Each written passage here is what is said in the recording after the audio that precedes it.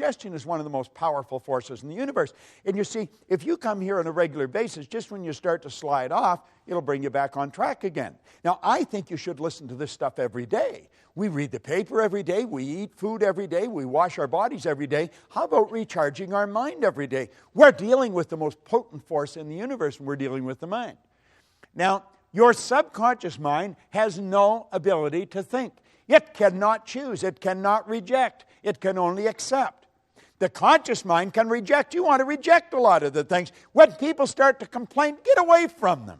I don't want to spend any time with anyone that talks about how bad things are or why things can't be done. Your subconscious mind will accept anything. And whatever goes into the subconscious mind must be expressed through the body. It cannot differentiate between what's real and what's imagined. Hold your hand up like that. Come on, everybody get their hand up like that. Put their hand like that. Put it here in your chin for a second. While you do that, now where's your chin? You see? You're thinking. Why did we go here? Because I went there. If I said, let's follow me, and I went off a cliff, would you go?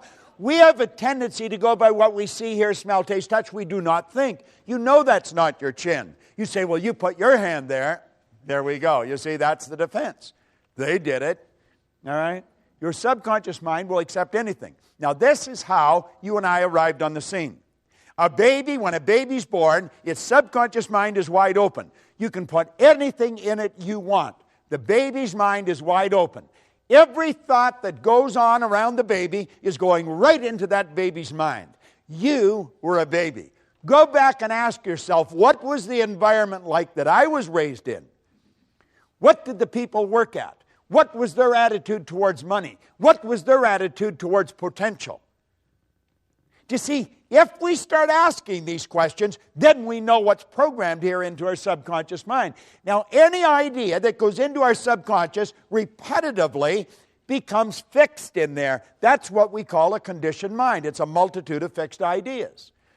Fixed ideas are more commonly called habits, and a multitude of habits are called paradigms. How did we get in the habit of doing things? By the idea going in the subconscious mind. It's the repetition. Do you remember when you first started to drive a car? You probably thought you were going to kill yourself. And so did the person that was teaching you. You know, that's why they were so scared. And I mean, you were having a terrible time. The clutch, the brake, the gas, you know. And now you're steering with your knee. You're looking for a pen while you're talking on the phone. And you're in traffic. It's the subconscious mind that's doing it. When you're on the highway, your subconscious mind is driving. You're not really paying attention. The subconscious mind's driving. Go to pass a transport truck in the rain when there's a heavy overspray. You go from automatic pilot to conscious, and you're holding that wheel. And when you get past, you slacken off and back on the subconscious mind again. See, this is all automatic. Well, you and I were programmed. And the problem is we were programmed with their limitations. Where did they get the limitations? From somebody the same way. We've got to understand this. Someone else may have been responsible for making us who we are. We are responsible for changing it.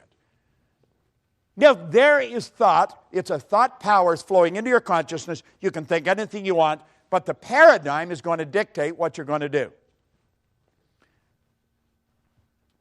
The thoughts that you think are largely controlled by the paradigm. See, if you're conditioned, as I say, to earn $50,000 a year, what are the odds of you thinking of earning $150,000? You won't seriously think of, you might dream about it periodically, but you won't seriously think. But you could. As a matter of fact, if you just made up your mind that you were going to, you probably would in a relatively short period of time. If you were going to learn to fly an airplane, what would you do? You wouldn't go to your hairdresser or your butcher or somebody. You'd go to a real good flight instructor, and you'd do exactly what they tell you. Why don't we do that with money? That's the one point that everybody's agreed on, is you become what you think about. All right? Now, the thought flows in, or the power for thought flows in. You choose the thought. You can think anything you want. Start to monitor your thinking. And the second you start to get out of the box, the paradigm will cut in. You say, you can't do that. You can't do that. Why can't you do that? Well, you'll come up with reasons why you can't do it. You see? The truth is you can do anything you want to do. Now, paradigms influence your thinking. I'll tell you something else. Paradigms influence what you do. You see, school has been interested in you getting the book into your conscious mind. What is the important thing in school? The important thing in school is that you read the book, you remember what's in the book, and you repeat what's in the book. If you do that, you get the mortarboard of the sheepskin, and they say you're an educated person. There's a lot of educated derelicts walking the street. They remembered what's in the book. It doesn't cut any ice anymore. For a while, we got away with that jazz. There was a lot of money wasted. Companies aren't doing it anymore. If you don't produce, baby, you're on the street. Cry, bitch, complain, do all you want, but you shouldn't have been there.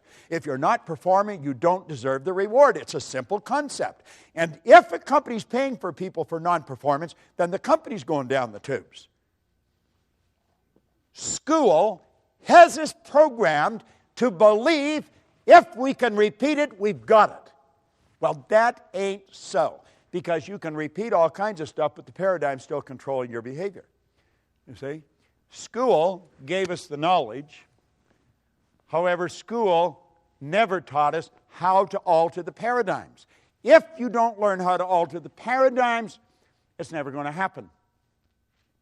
Got to alter the paradigm. See, you want to improve your results, or you wouldn't come here. I don't think you're coming here because you had nothing to do. I think you're all very busy. The people that have nothing to do, they wouldn't come here. It's a bit of a paradox. They're the ones that need it more than you do. All right? Now, what does the program tell us to do?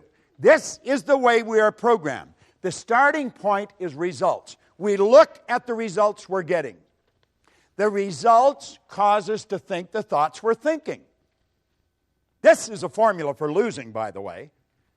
But this is the way we operate. You look at the x-ray. You look at the bank account. You look at the present relationship.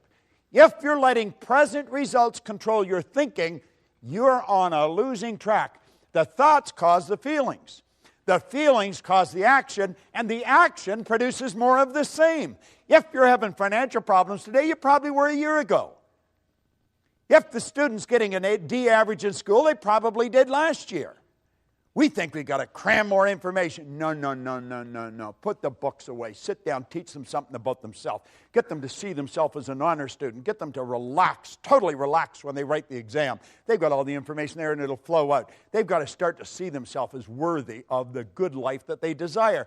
When I left public school, Miss Strawn, who was a nice lady, she said, Bob, where are you going to go? And I said, I'm going to Malvern Collegiate. Oh, Bob, don't do that.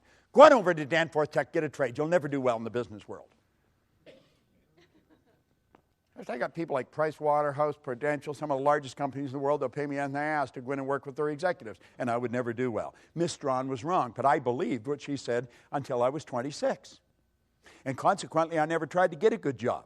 I always had a dumb job, hated the job. I remember working for a guy in the West End of Toronto. He was not a nice man. He really was not a nice man.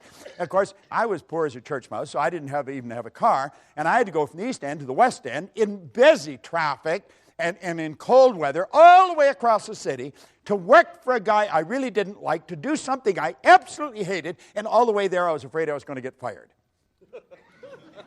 Now, this is nuts. This is insanity. Do you know that there's a lot of people like that? Right in this building, there's people like that. Doesn't make any sense. They're starting with the wrong end. They're letting the present results control them. Think of this for a moment. Your starting point should be ideas.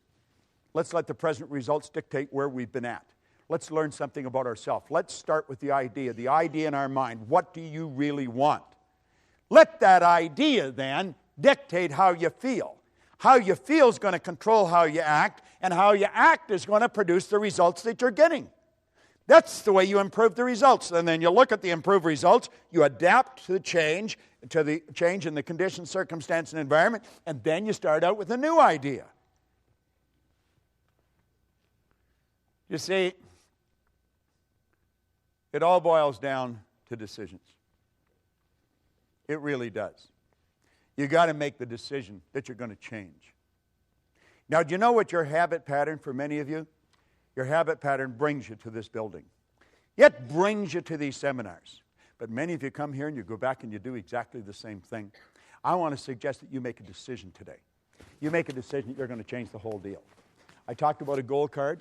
Well, we've given away a lot of gold cards. We put them in a plastic sleeve so you can carry them loose in your purse or your pocket.